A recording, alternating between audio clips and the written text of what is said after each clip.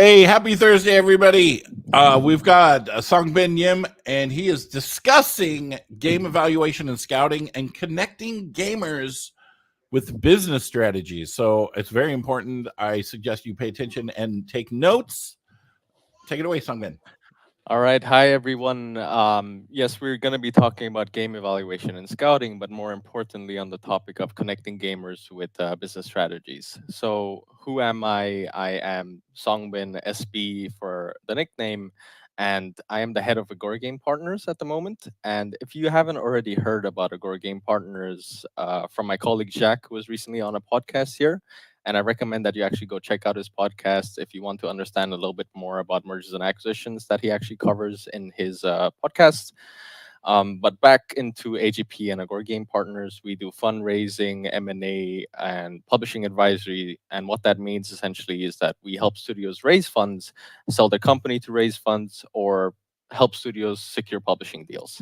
But if you have any other further questions on that, feel free to reach out to scouting at agoragamepartners.com, and I'd be happy to pick up a conversation over email or send over our deck for you to take a look at.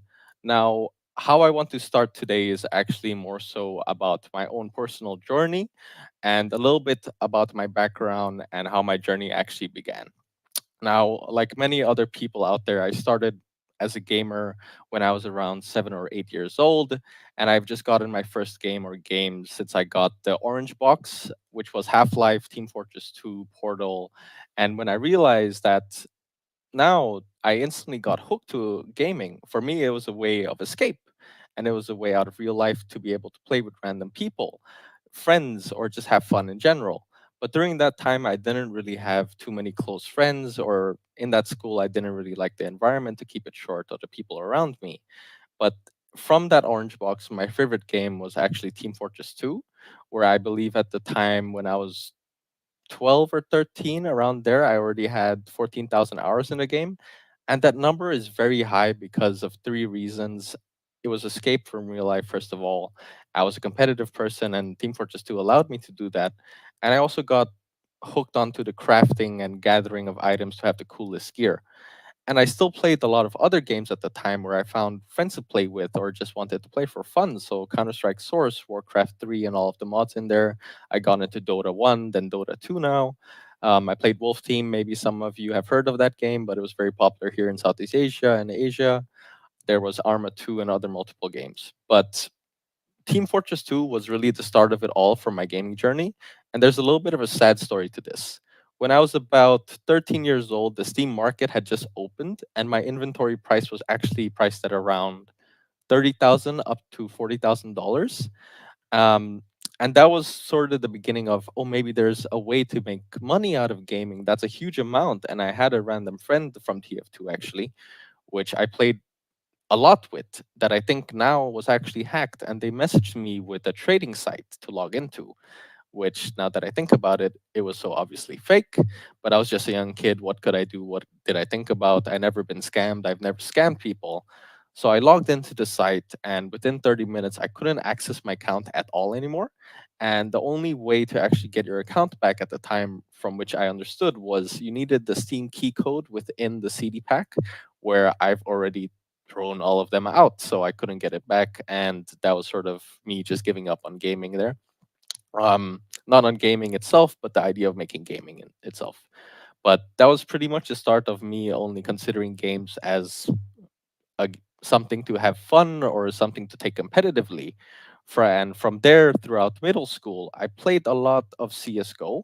So, where at the age of 14, after multiple games with friends and then meeting actually a Malaysian team, doing scrims with them, I was offered to actually join their team, maybe compete in one of the amateur tournaments and then possibly a pro tournament. And then that was again another start of where I thought maybe there's a way to make money in gaming. And I was extremely excited. I had to go tell my parents, and when I did tell them about this, they essentially said no, they didn't understand it at all. You would be playing a game all day and making money off of it. How does that work?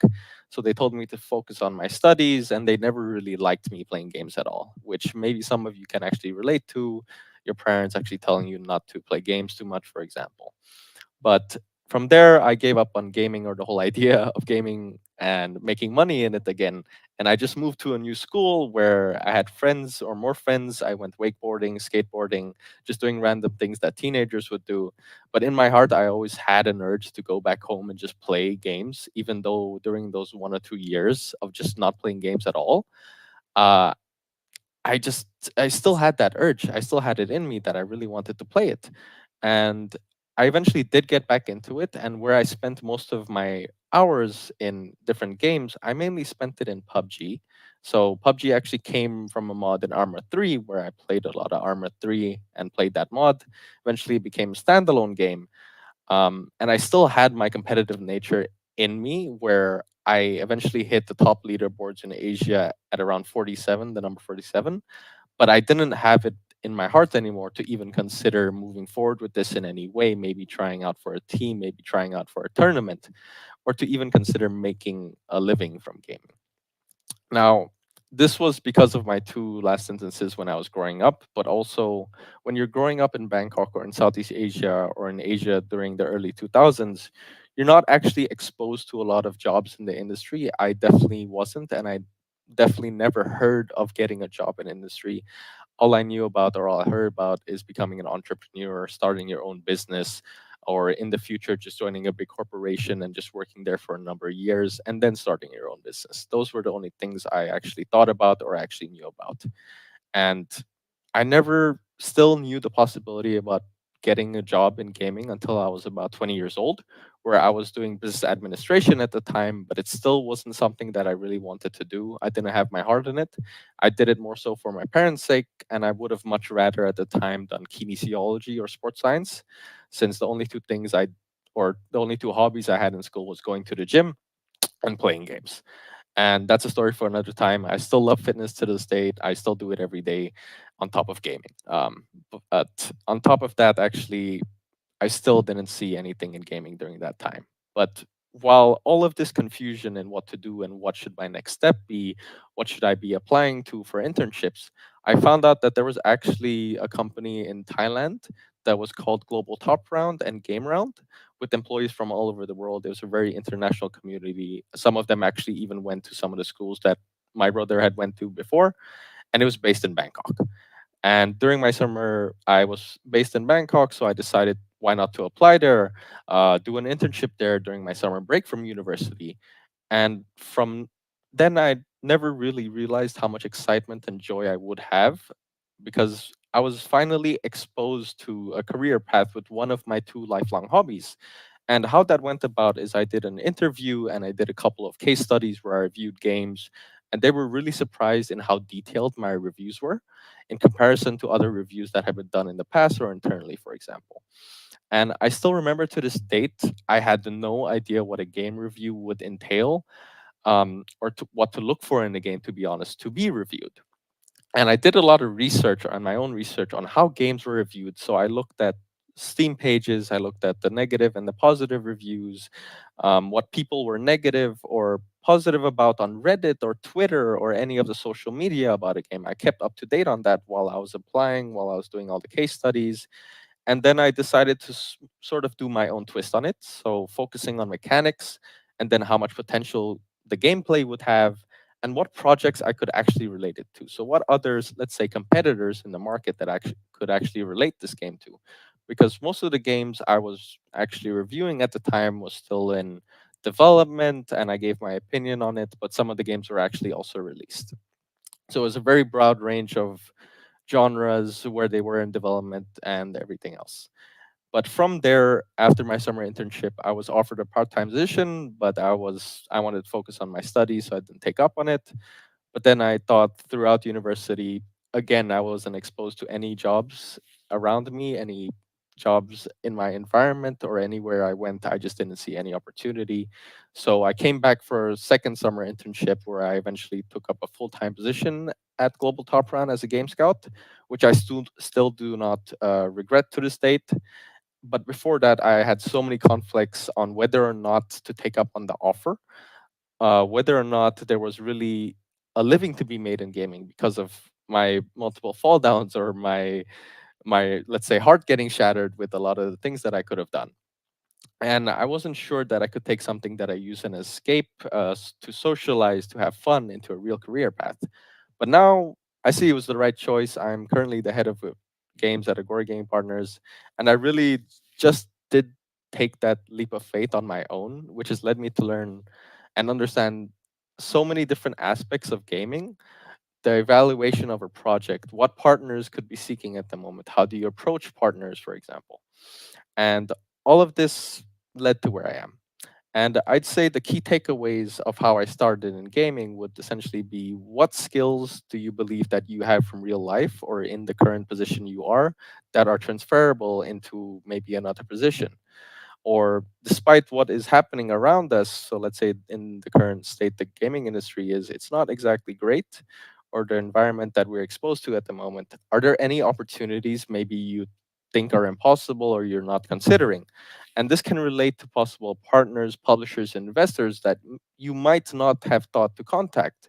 But to be honest, and the truth is that a lot of publishers, investors, and partners in general are currently changing their scope, they're changing their budgets, so it's always a moving train, let's say, that's always changing.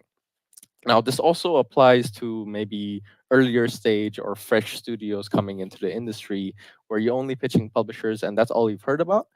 There are also pre-seed and seed accelerators that you can reach out to get a little bit of extra funding, that you can actually have extra runway to develop your game, maybe to the next vertical slice, I mean the next build, or possibly to vertical slice, where you'll be able to pitch partners that have previously declined your build because it's a little bit too early or your project is a little bit too early. So I would say with all of this, in a simple way, just take that leap of faith. And if you haven't considered any partners, go back to it, because, well, we know, and some of us in the chat know, that a lot of things are changing in the industry. A lot of publishers are publishing new games that you never would have thought about in the past. Now, moving on onto things that I've more so learned throughout my experience of working in the gaming industry, I believe it's still important to highlight what gamers are playing nowadays and what they're actually exposed to, or what games they're exposed to, or the media they're exposed to. But I like to keep it simple and say there's a balance between three different areas that they usually consider, which are fun, competition, and innovation. And I put here, do people lose track of this when they're in the gaming industry? Because I feel like when I've received a lot of pitches, or when I'm talking to a lot of studios, they completely pivot in a way that they're trying to more so please the partners rather than they're thinking about the gamers anymore. Now, I'd like to give one example that maybe you can see here on the screen, of a game that's recently been popping up here and there. And I'm sure we've all heard some pretty crazy stories about it, where a person emailed Gaben apparently to get access to the game. But with this game, I feel that it fits all three categories, which is fun. So being fun to a majority of players, where shooters are usually in the top charts for in Steam for a majority of time and are relatively easy to pick up. Then competition. This is a MOBA, so the truth is also that the highest played games at the moment are something that have a little competition at the moment. Innovation, while there has been other examples of hero shooters very similar to Deadlock, like predecessor, I'd keep it simple and say that Deadlock really took Dota 2 and put it into a third-person game. And this allowed for multiple players that wouldn't be able to actually access Dota 2 because of the high barrier to entry, to actually access a MOBA. While I can say multiple of my friends, multiple people that I know around me, who absolutely hated Dota and the top-down view, the right clicks, the left clicks that you have to do, and the amount of things you have to learn, actually liked Deadlock more so because it was a shooter. Now, with that said, all of these three categories are not defined by what I mean for Deadlock, but it has different ways. Now, taking one example is the city building genre. It has been innovated and it has been changed in terms of fun and competition. But you're thinking about city builders and competition, and what I'm getting to is that they're cozy and wholesome games that have come into the city building genre maybe 10 years ago. But 10 and 15 years ago above, you're usually thinking about city builders being a little bit more realistic, a little bit more historic, and a lot of emphasis on the resource management, time management, everything like that. But you've seen Fabledom appear, you've seen The Wandering Village appear by Stray Fawn. This you're thinking about if you're thinking about competition, there isn't the same category or definition of competition in those games because these are cozy and wholesome games. You play it to have a little bit of a relaxing time or chill time, but the competition isn't, let's say, like deadlock. It's more so towards yourself, what you can actually achieve in the game, what's your goal. Maybe you want to build a nice kingdom or a nice fairy tale kingdom in Fabledom. Now, I hope that gives a clear idea, and I'd like to keep it very simple for this because these are usually what a gamer just looks at a game. They don't look into a game that detailed unless they're the ones reviewing on Steam. But I like to keep it simple at that. Now, feedback and how feedback can affect your game and when you're receiving it from a partner. Feedback is crucial to a game, but it should not dictate how the game will change depending on what type of game you're making. And feedback can also be subjective. You have to keep that in note, and it can depend on a person's mood, what they're exposed to at the time as well. It is worth noting, though, that if certain parts of the game are getting the same sort of feedback, that would probably be a better indicator of what needs to be improved in your current build that you're developing. And just to reiterate this applies to both games that are already released and games that are currently in development. And I want you to note that when you receive feedback from a publisher or a partner in general, you should not completely pivot your game away from what you're making until you're certain that it has changed, that it needs to be changed with multiple parties mentioning the same mechanic or the same feature or a certain pain point in the build. And I believe this is one of the points that's been said all across social media, that's said a lot by publishers, investors, and agencies, that feedback differs from different parties. So only a few points of feedback are not a good indication about what to change in the game. And I recently met a developer in one of the conferences this year where they pivoted their game on the third day when they met me, and they showed me a feature where they made it a lot more fast paced, so a little bit like a run and gun. Previously, it was not a run and gun, more slow paced. You're shooting um, creatures, you're farming them in a sense. I don't want to talk too much about this project, but they pivoted because they met maybe five publishers or three publishers in total, and they all had the same sort of feedback while the other ones gave different ones, and they completely pivoted for the meeting that they had with me, where they pitched me the run and gun idea, and I asked them, doesn't it also make sense if you were to go a slower paced game? And they said, oh, we just pivoted. And that was not a good sign, to be honest. You should be making a game that you guys believe you're making until, like I said, there have been multiple of the same feedback on the same mechanic or feature. Now, from this, in terms of feedback and what gamers take a look at, it's also important to understand how do you actually approach partners or ourselves even. And we're actually going to be releasing a pitch deck template, and we did release it already on our LinkedIn, so you can check that out. And we're going to keep iterating on this. So this is going to actually be a live document that we're going to keep updating, adding new information or new slides that might be relevant to your game, because pitch decks differ from game type to game genre and everything like that. And we'd like, for now, the first draft is more so just an overview, which I'm going to actually be going through today. But I'd like to break it down first on what should be sent and included in a reach out. And I'd like to also say that this really differs from publisher to investor. So, for example, publishers may be more keen to see the game first and then they'll boil down to the team. Whereas with an investor, they'd like to actually understand the team first in a pitch deck, for example, and then they take a look at the game afterwards because they're both looking at their investments from a different perspective. Now, how do you best deliver your materials for evaluation? And it really depends in this industry how you go about that. Different partners have different processes for evaluation, but I would say the majority of them have relatively the same. But they are also looking at different types of games, different types of genres. This is something that I'll touch upon later. And now back to the email itself, what should be sent, what should be included. And when it comes to the email, it's best to keep it concise and as informative as possible. And I don't have an example here, but if you do want to take notes, please take notes now. Just a sort of hi, and then afterwards you go into a few short sentences about the game, about what it is, And then you can actually use your pitch deck if you've already made one as a reference to write something in here. And make sure to focus on what the game is. So things like, is it single player? Is it multiplayer? What genre would you classify it as? And are there actually any quick references that you can mention in the short summary where you're able to get an instant idea into the head of the person you're reaching out to? So after that, you attach the materials. So in initial outreach, it's best to provide the pitch deck and the build at first. So clearly link and attach the pitch deck so it's easy to access, and then clearly link the build. Now, if there isn't a build available, please make sure that you state this in the email as well, that there is no build at the moment, but in the future there will be one, and also state how long it will take.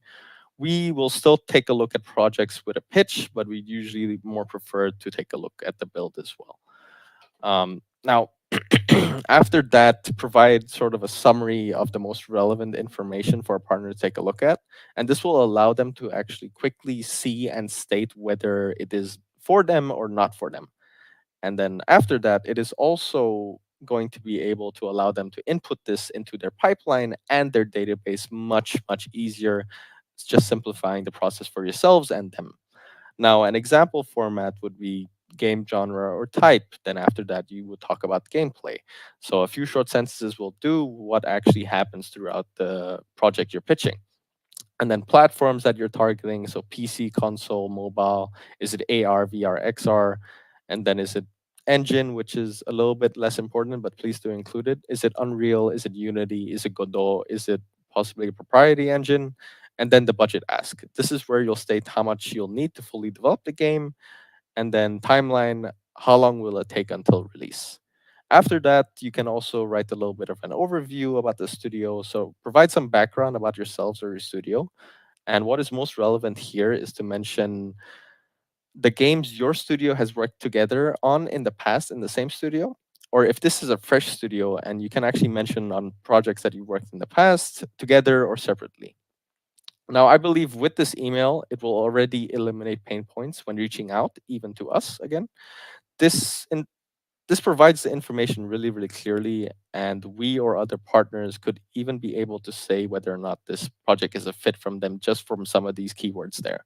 Now, it depends on the publishers, but you have to keep in mind, especially now that publishers' budgets are changing, what they're looking for to publish are changing. Simplifying this process for yourselves and the partner is probably the best way to avoid lengthy conversations that may amount to nothing. So let's say, for example, you were to pitch us and you just write a summary about your game. You don't attach a pitch deck. You don't attach your build. I'm based in Thailand, so maybe my hours are a little bit earlier than yours, so you have to wait an extra day. And then when you come on to send me the materials, I'm already off. So it's an extra 2 or 3 days that I have to wait for materials to actually put into pipeline, start reviewing. Now, if you were to pitch us a game without a build at the moment, I want to reiterate this. We're mainly looking for projects that do have a build, but I still like to take a look at pitch deck and still like to see the potential there. And I will always or mostly usually tell you to come back with a build so I can evaluate it further. Because to be honest, I've seen some pitches that have not been too great, whereas the build has been amazing. And that's something that we can actually help out on in the future. And this is something that also publishers may still find it interesting to take a look at. But I must say transparently, at the moment, there are only so few select publishers that would actually sign a project from a paper pitch. And there are certain cases of this that you might have heard of. I definitely had a studio that I was going to meet during Gamescom or GDC that declined the meeting because they already signed the game. And I was very happy for them to hear that. And I can give an example, not that studio, but some projects are actually have been able to sign because they pitched that new project that was very similar to the old one that they made, and they sort of use that as a build or a case study that they can present, and also what they could potentially achieve with the new project. Now, I hope that is clear. Now, moving on to the pitch deck template. As I said, this will be released and further iterated on every month, every few weeks. And we're also actually going to be putting together our own game ideas. So this is the template and then our own take on a fake game, for example. Now, first of all, have the title of the game, nice graphics in there, and then the executive summary. So provide some photos here on the left or some graphics, some GIFs. And after that, at the bottom, a short summary of what the game is about and what to expect in 2 or 3 sentences. This is similar to the email where you talked about the gameplay, but you also gave a little bit of references in the first initial summary that you gave. And here it's basically a combination of that. Then similar to the email, actually, you can have models. So is it premium, free to play? Then genre, platforms, team size, mode. So is it single player, multiplayer, or co-op? Game length. So how many hours is it going to be? Release date. Is there going to be EA? Is there going to be 1.0 that you're considering? And also the budget ask. How much are you asking for? Now, after that, there is the trailer or gameplay video. This really sets the mood or the atmosphere for the next few slides. If this is not available, then avoid. But I would say with this video, actually, don't make it too long if you do have one, maybe not like a 10-minute or 5-minute one, because if you're pitching at an event, you can't really spare that time. So around 2 to 5 minutes might do. And I know it's usually awkward when you do have a video for the studios that do have a video in the pitch deck. When you're presenting it, you can actually talk through it, show them a little bit about the game, and then after that you move on to the story and inspiration. So what is your story about? Where is it set? And you can even reference mention some references. And for example, off the top of my head, I could say this project is set in the Stone Age. So imagine combat like God of War with stone weapons and tools, and you're trying to avoid these big mammoths, saber tooths, or you can even take on a quest to hunt them down. But also mentioned who the player will be playing as and what challenges they'll be facing. Now, onto the gameplay and mechanics. So this means, well, pillars or USPs, kind of.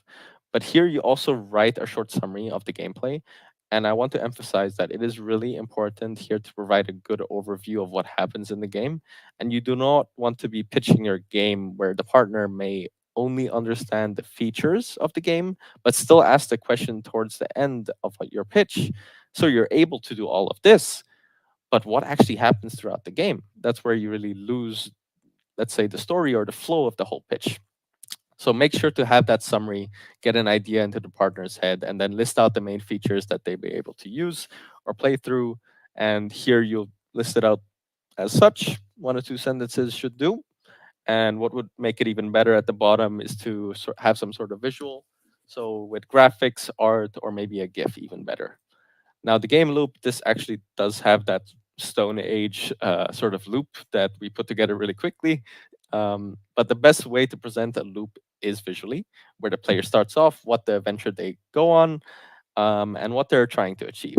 And this also depends on the game. Some do have additional loops, but it's really best, or it's best to give an overhead view of what really happens throughout the game. Now, moving on to competitors benchmark, this is important for 2 reasons: yourself and the partner that you're pitching.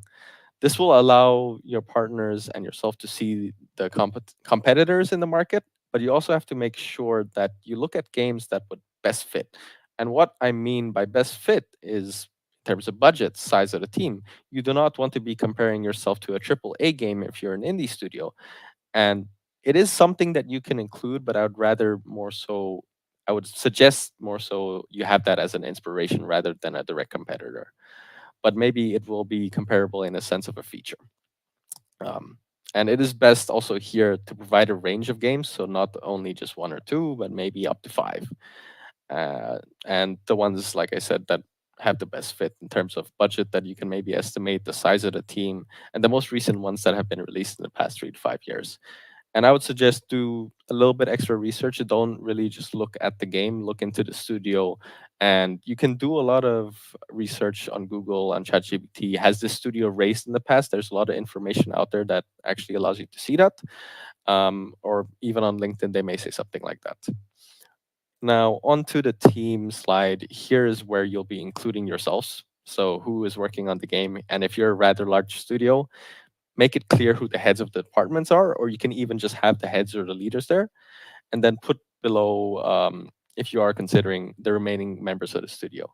But for some of the studios, it's better to put a CV like format into it, and you can show I was a founder or project manager on this project, or I've worked at this company, worked on this project, or if you're a fresh studio just coming into the industry from another industry, you can actually still reference some of the companies that you worked at before, because these are still skills that you can possibly transfer into the gaming industry. So you were a great founder at one of these uh, e-commerce companies that you built out the whole team from pre-seed up until Series A, for example. These are something that investors might look at, for example, but you maybe didn't think about. Um, and then don't forget to add your faces. I think it's always nice to see some faces rather than just a name, because I still take a look at your LinkedIn no matter what in the end. And then timelines. This is also best presented visually. So you can have a line and dots like shown here, indicating when the project was started, when the first playable was ready, when production starts, when the next build will be ready. Um, and what makes this even better is to include what features you will be coming up with the next build or the vertical slice that you may be planning to send a partner in the future. And this will allow partners to keep a track of what you've been doing and what you've been up to. So let's say that you pitched a publisher that said it was a little bit too early and they'd like to see the features come in here, and you come back around this time in the future with all of these in place with the same timeline, they'll already be able to see that you're capable of hitting your own internal milestones. So you might be able to hit their milestones too. So, what are we looking for? How much development funding are you looking for from a publisher? If you do not require development funding, what else would you be looking for? This could be equity investment to build out internal resources, or equity investment to keep developing the game until vertical slice. Now, I mentioned there are pre seed, seed investors, there are angel investors that maybe you haven't thought of. I would still recommend to reach out to them. Now, what support would you need from a publisher? So, is it marketing, localization, QA reporting? And then you can also add in a release date or a development timeline, so that the publishers or partners in general have a reference point to take a look at and how long it will take. So after that, that's the recap. This is very similar to the executive summary, actually. Just provide a recap of the most relevant points. You can even add a little bit more about the gameplay, so the features, so that they can take a look at that. And then the thank you slide, so ending slide with emails. This might be relevant for maybe pitch events that you might attend. Let's say I would be sitting in the crowd, but I have a next meeting 30 minutes away. So I take a picture of the thank you slide, take a couple of snaps of different slides throughout when you're at the pitch event, and then I have to run off to my meeting. And then I get your email, I can still reach out to you at the end. Now, appendix, this is where you'll be linking everything from artwork, concept art, or maybe the features you couldn't include. And I would like to say that a pitch deck can be a good one with only 10 to 15 slides. I've seen multiple ones that have been amazing with only that amount. And I hope this has all been clear with the pitch deck. Like I said, this is online. This is on our LinkedIn. It's gonna keep being reiterated. One thing that I'd like to reiterate or work on more in the future is the competitors benchmark, because we have an awesome way, in my opinion, on how to do that, which I believe you should keep an eye out of. Now that's the pitch deck and the emails, which I hope gives a good overview of what should be included. But for the build, it is really important to note to the publisher that how long you've spent with the development, how long you spent on the game, which is something that you can also show on the timeline here. Um, and what features would be included is even better.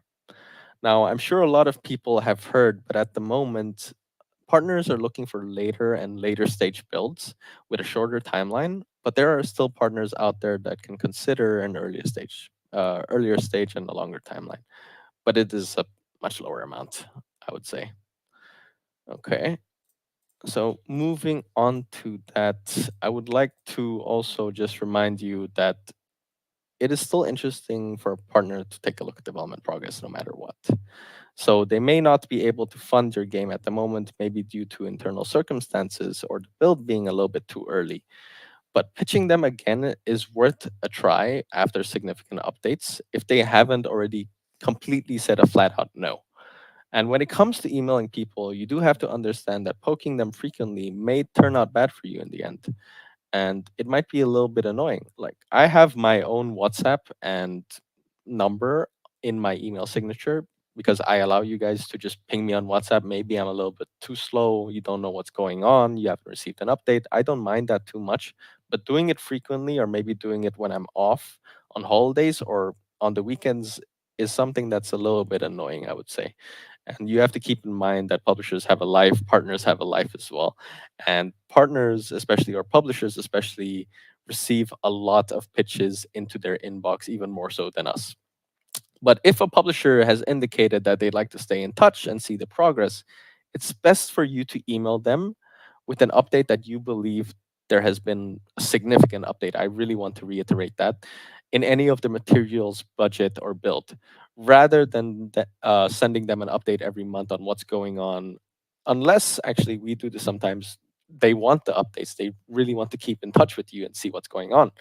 But if they haven't said that, it's best to do it after maybe a few months when, let's say, the build is at vertical slice, which is something that most of them currently like, or you've included a new feature of one of the three features, or in terms of budget, you actually went out to seek that pre-seed investment or that angel investor that actually allowed you to reach a new state, or you allowed you to reduce the budget in general.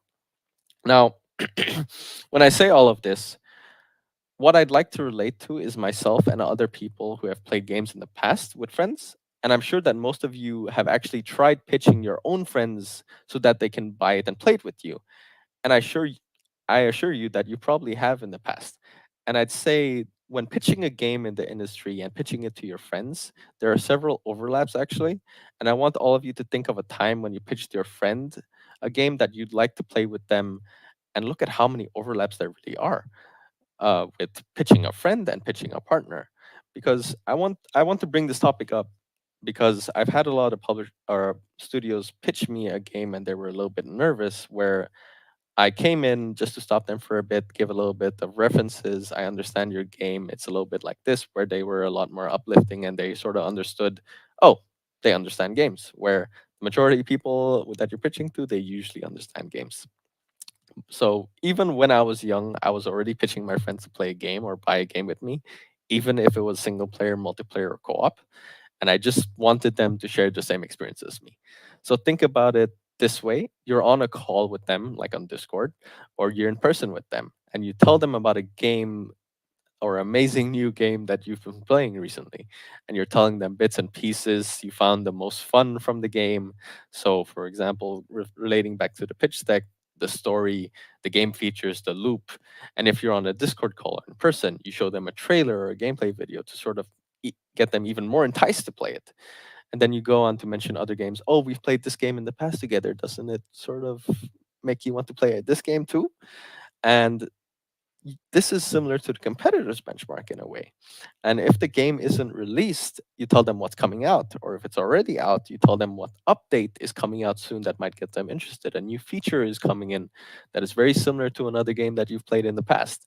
And this relates to the timeline. Then you tell them how much the game is, so what you're looking for, the budget ask. And I put it this way because I want everyone at the current moment to just pitch their games naturally, where I have had a lot of natural pitches which are were brilliant, but I've also had a lot of pitches where they were really shooken up about in the first 5 minutes talking to me, where I tried to sort of relieve them and just have a normal conversation about the game. And then I also believe that in the beginning, the whole process of pitching a project with the pitch deck and its contents is a whole different world. But in the end, it's probably something that you've done with a friend in the past or a game in the past. And it's worth noting that a majority of people, again, they are gamers in the gaming industry. They'll be able to visualize, they'll be able to relate to what you're trying to pitch. And most importantly, understand what you're pitching. And I hope this is a good idea or puts a good idea on how to deliver your project, first of all, with the email, but also with the pitch deck and how to pitch through it more so naturally. Um, Now, moving on to the importance of bias and research, I feel this is a very important thing for myself as well. And when it comes to evaluating a game or an idea or a concept inside a studio as well, so when they're conceptualizing a game, and I will recommend that when you're looking at a game, you have to understand your own biases and what you like to play. as that may play a major factor in your decisions when you're evaluating the project. For myself, as you may have noticed from my rather lengthy introduction, I have a personal bias in competitive games, and whenever I do look at a new project, I first understand what games I have a bias with. Then I go on to understand whether or not there's an audience for this. Now, this is very simple, but do a little bit of research before you evaluate the concept, before you go through with a concept or you take a look at the new pitch deck. And as I previously mentioned, in the pitch deck, look at or in the before you go through the pitch deck, look at the recent releases, how they perform to understand whether or not there's an actual market or an audience with that project. And I always do this sort of preliminary search even before I may go on to a full blown, let's say, sheet down here, which helps me eliminate that bias completely and understand whether or not there is an audience without my whole idea of loving competition. And at the moment there are a lot of resources out there to do this, which I'll briefly list out now, so I'll run through it very slowly, but feel free to really reach out to me to understand how to use these in the future. But I will post a LinkedIn post where I list out some of the assets that you can use in your own research. So the top one here with the magnifying glass, that is Game Discover Co. This one is one that I personally really love. It shows the wish list. You can even search by tags of upcoming games. You can see the hype charts, but you can also see top publishers and developers. And then there's VGI and Insights.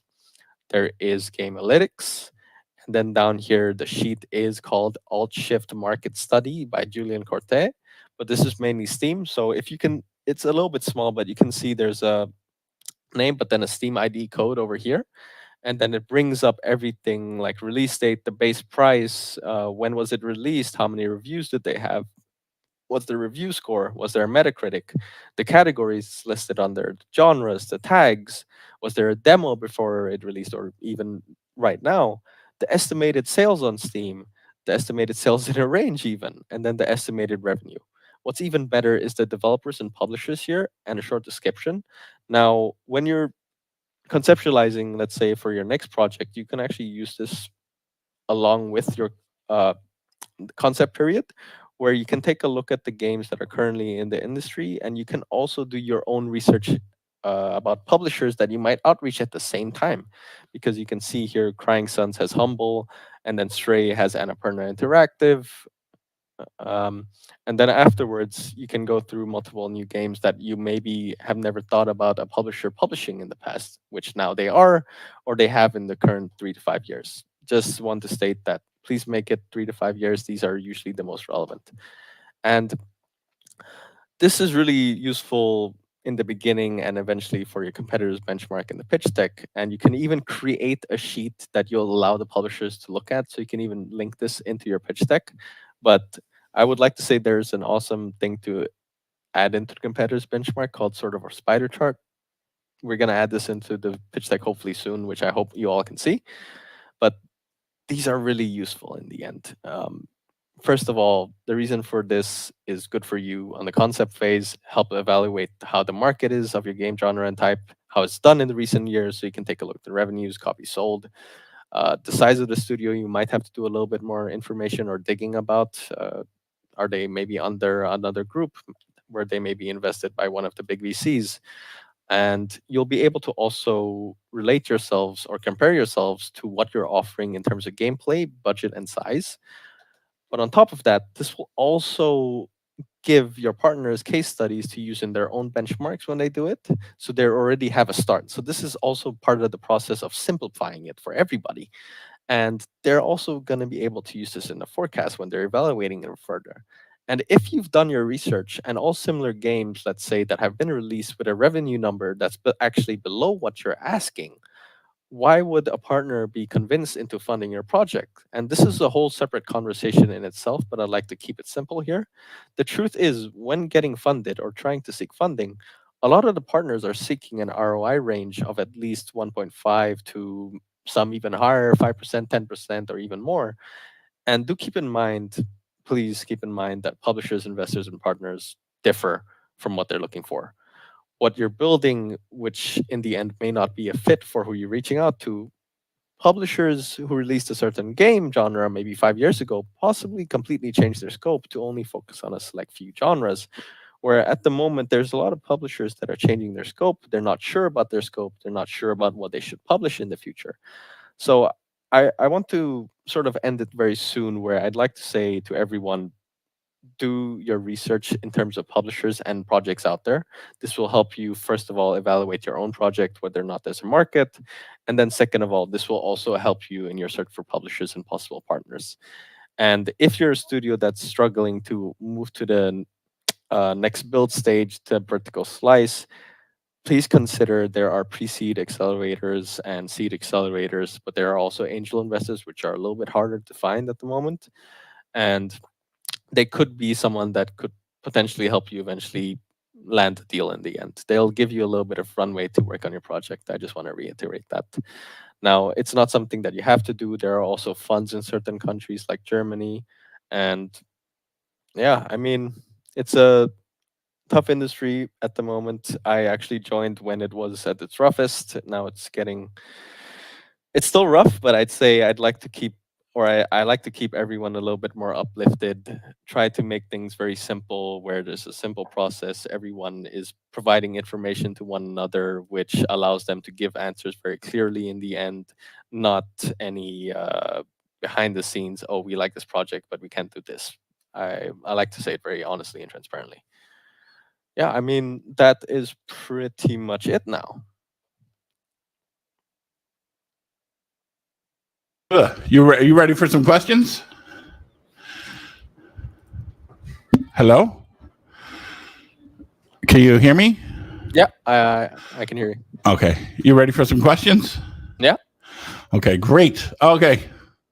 I I was away for a second. Here's a question from Jade on YouTube. How do you factor in gamers that don't like competitive games, that Mhm. prefer single player campaigns and collaborative experiences? Does every game need to be marketing as competitive? I wouldn't say it has to be marketed as competitive, and I actually love this question because when I was making this pitch deck, or when I was making these three categories, I didn't exactly really like the word competitive. I think in the future I'm going to be using a different word like goal or something like that.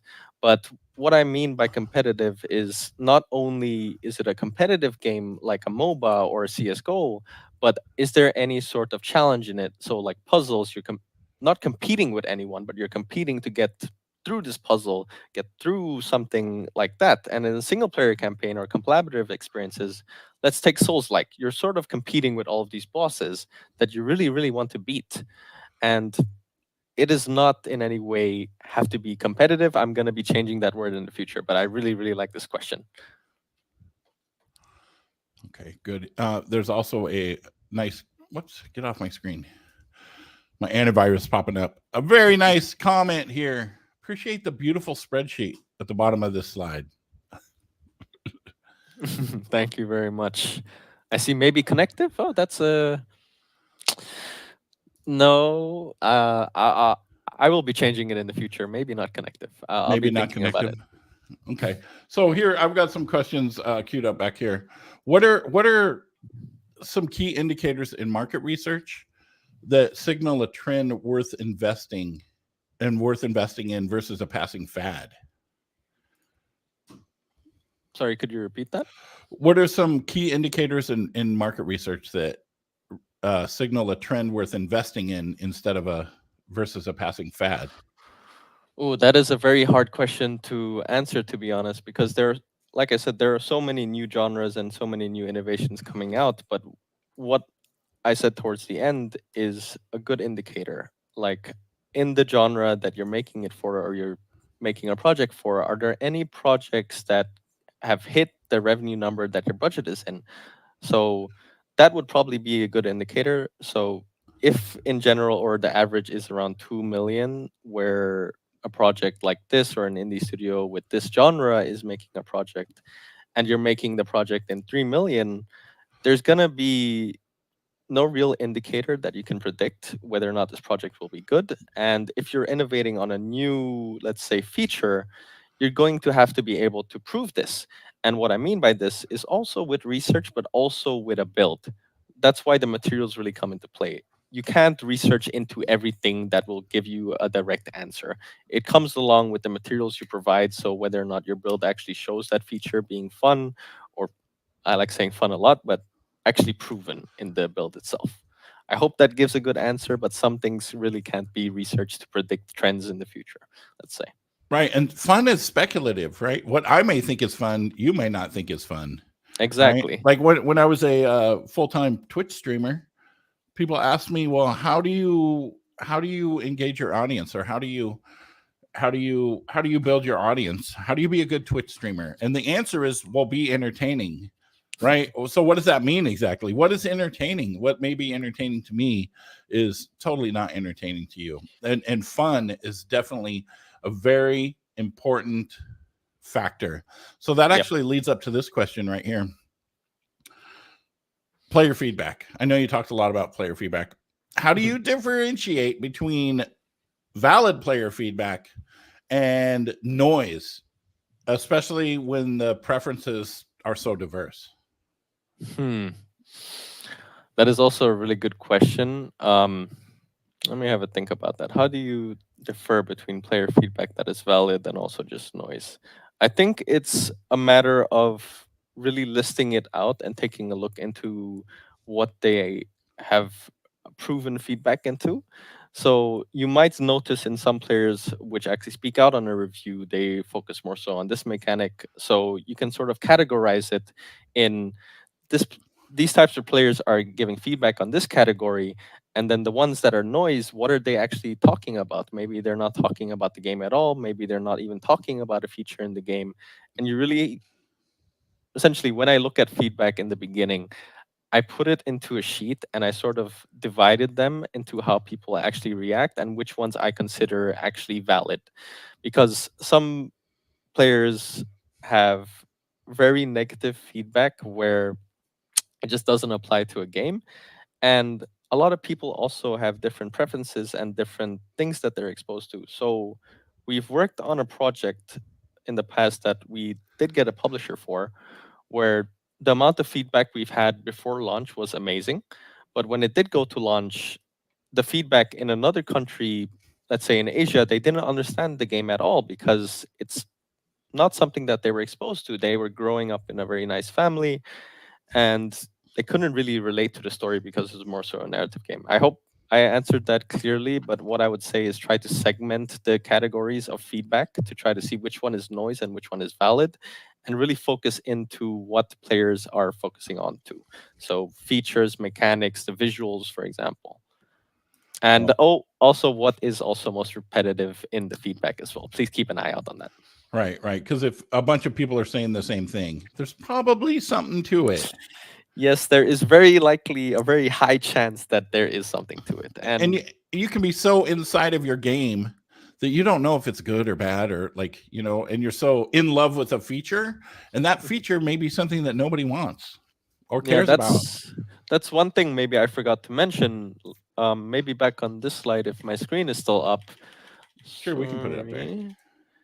Um, where is it?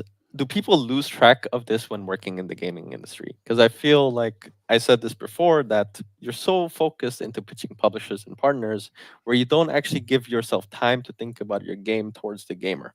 Where I set aside a few hours every day to play games, play new games. Almost everything that I play nowadays is a new game, no matter what, an indie game, a triple A game. And this really puts me out of the perspective of working in the gaming industry, just taking a look at pitches over and over, having an analytical mind to take a look at it, but just thinking about it from a gamer perspective. This is something that I really want to highlight, that I think a lot of people are missing nowadays. They more so think about what partners want, what they should be providing, where they're losing the sort of core of games and entertainment. What do gamers, what do people who are actually intaking this entertainment want? Right. So, what game are you playing right now that you really like? To be honest, I have been playing a lot of Deadlock. I Hmm. recently started Fabledom again. I Have you played wanted to start. Helldivers 2? I know I keep talking Yes. about Helldivers 2. Yes, I have played a lot of Helldivers 2, and in the beginning, it was amazing because there were so many updates because it is a live service game. But after a while, I lost friends and I sort of fell off in it because there is still that my competitive nature inside of me wanting to play competitive games going back into it. So yeah. Mhm. You hear her? She just called me a naughty, naughty boy. She just opened up the door. She's like, "You naughty, naughty boy." I'm gonna have Naughty, to get her on naughty. camera here sometime if I can snag her. She's so Helldivers. I don't want to go off on Helldivers, but there's been so many different updates and stuff. It's awesome right now with the latest update. Here's a comment or a question from Brother. Welcome back, Brother 8 on YouTube. Many US and European based indie developers don't consider Asian markets during development of their titles. Do you have any suggestions for how they can best prepare for those audiences? Ooh.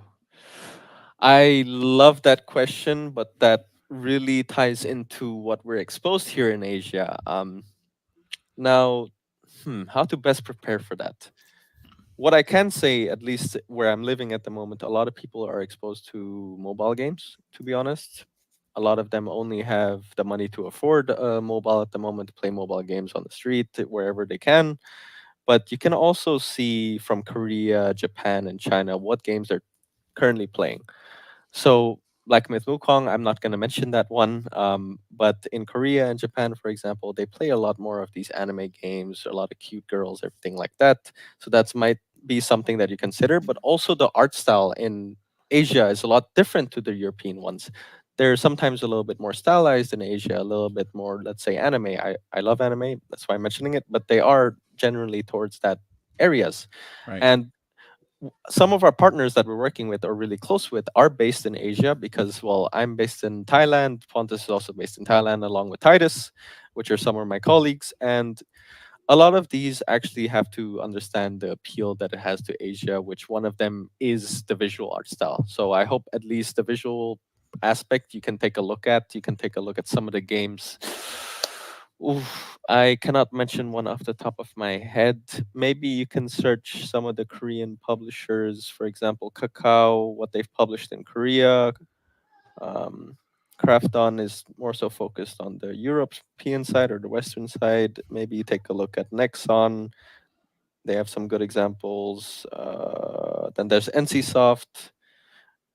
I would say take a look at some of those games that they've published. Now I know that's AAA, but still take a look at the visuals in terms of features and everything like that. But usually, the majority of Southeast Asia, at least, does play mobile at the moment, to be frank.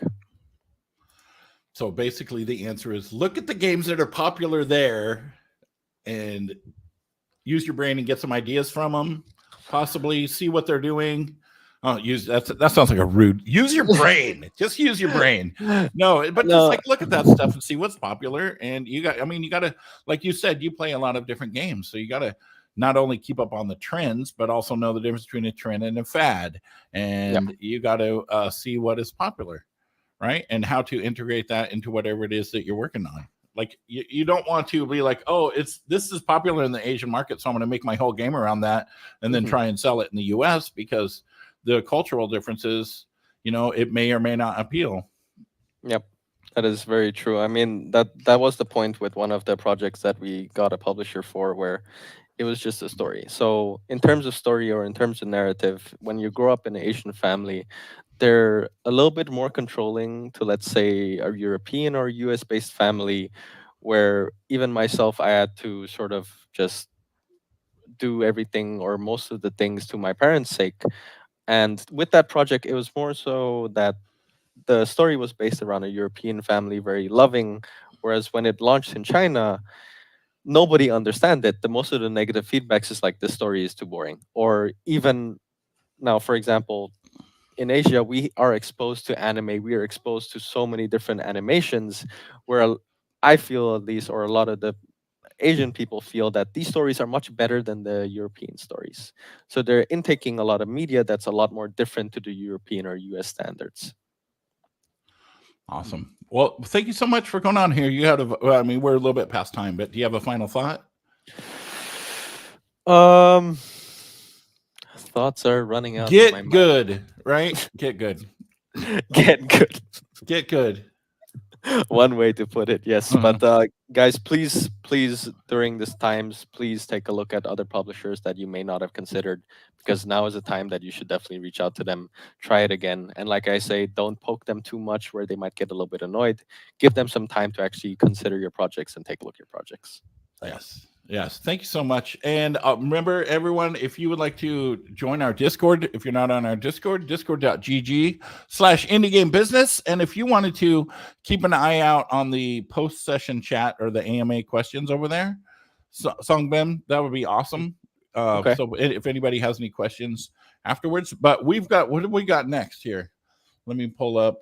We have, wow, I am just not as organized as I should be. We've got coming after you, JSEC Glowacki, a premium Steam game BizDev evaluation, a proper execution. That's going to be a good one. So tune in. Thank you so much. Thank you.